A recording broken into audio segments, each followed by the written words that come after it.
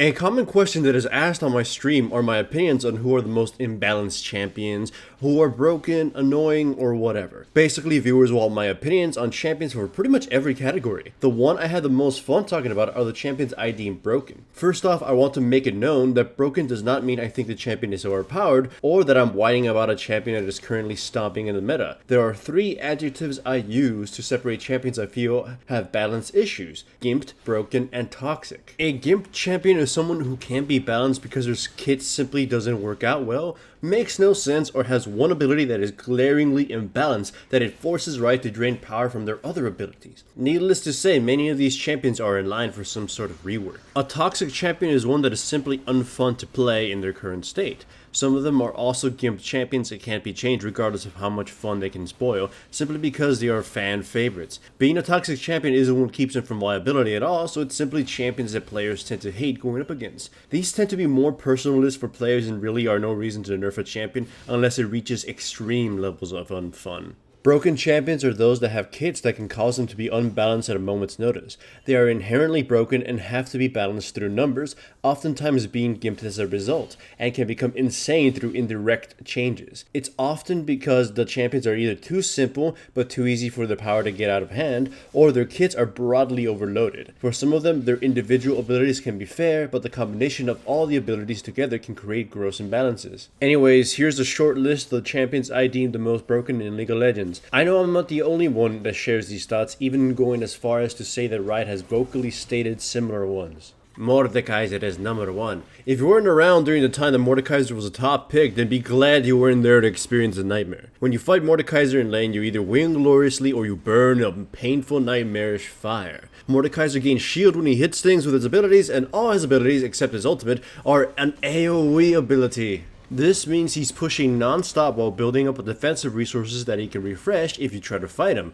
If you can't handle his shield or push, then you simply lose. He's easy to gank and has no utility outside of damage, so he tends to die if caught. But this is a glaring weakness Riot has to give him to give you a chance to actually deal with him. It goes without saying that a champion that will rarely have a middle ground with opponents is someone Riot can't be allowed to stay competitive. I haven't even mentioned his ultimate, which I think is perhaps the most insane thing about Mordekaiser, and potentially what could make him the most broken in some eyes.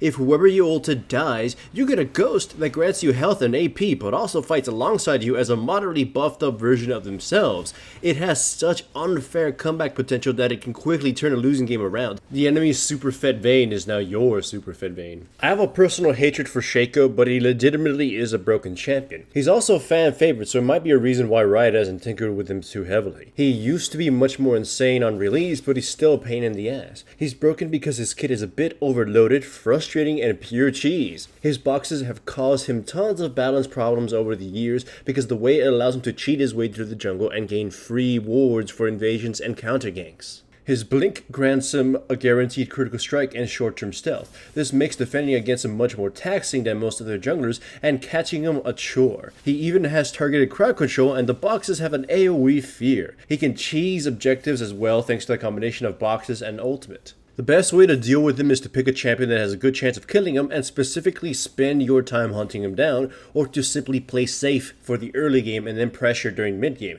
If you let him get gold through kills or farm, then he'll begin to split push while remaining difficult to catch and difficult to kill for some champions. If the game ever indirectly changes in a way that lets him cheese the early game even harder than he does now, then Riot will be forced to nerf him again. They've done it before multiple times already. Xin Zhao is a simple one to explain. His kit is very simple and synergizes well with itself. He's basically a nuclear missile that annihilates whoever he jumps on and can basically steamroll from then on. Why would he even be considered broken though? Well, the thing is with a kit so simple as him is it makes it difficult to balance numbers wise. There's not a lot of things to tweak on him to try to find the right balance. Xin's kit basically revolves around him diving in, mauling someone with a flurry of his low cooldown abilities, which get their abilities lowered during the process of said mauling, and never giving their target breathing room. A Xin Zhao with enough attack speed and cooldown reduction will pin someone down, and the counterplay for that is to either be stronger or have a teammate save you during that lockdown. Now you may think that it's all fine.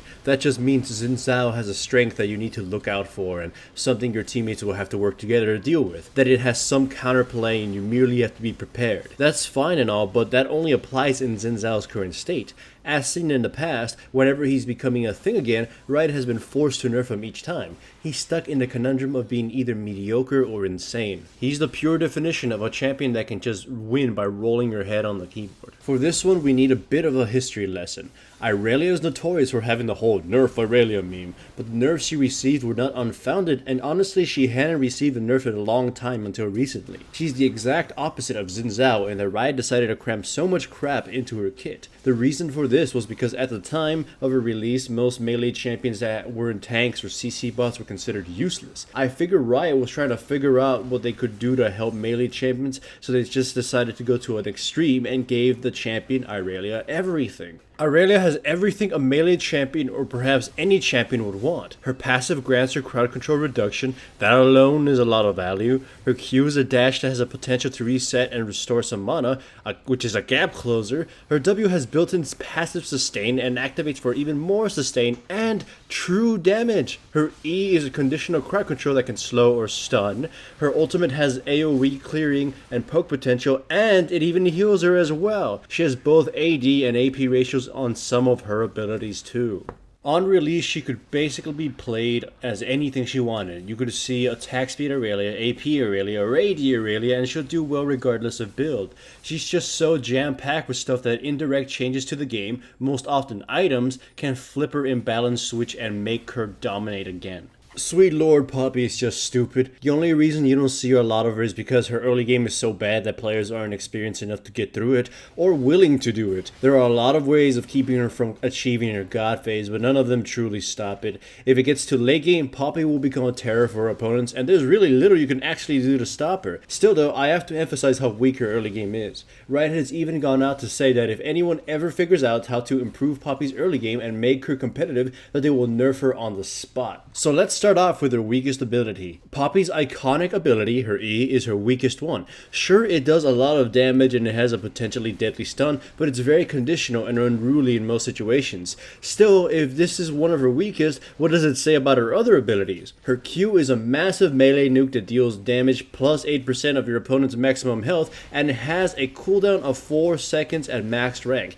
She murders the hell out of tanks with it. She's basically a tank killer, though of course you'll murder squishies too with it the same way. Now, why would I say the W is the strongest of her basic abilities? Well, it's because it enables every other ability to be better and works in conjunction with her passive and ultimate. It gives her armor and movement speed, so kiting her is harder and turning back to fight her can simply be stupid. It also gives her some AD, so she'll smack your ass harder too. Her ultimate makes her immune to everything that is thrown at her that doesn't originate from her target and allows her to deal bonus damage to whoever she's focusing down. This even includes tower damage. I say again, what the flying fuck? No tanks can defend you, no one can burst her down, she's coming to sodomize you. Hell, she can even ult someone who doesn't do anything and then just charge a different character, which is basically like gaining complete immunity to everything. Who the hell thought this was a good idea? To make matters even worse, I don't think her ultimate is even the most broken thing about her. Her stupid passive is utterly insane. If anything were to chunk her for 10% of her current total health, then the damage is reduced by 50%.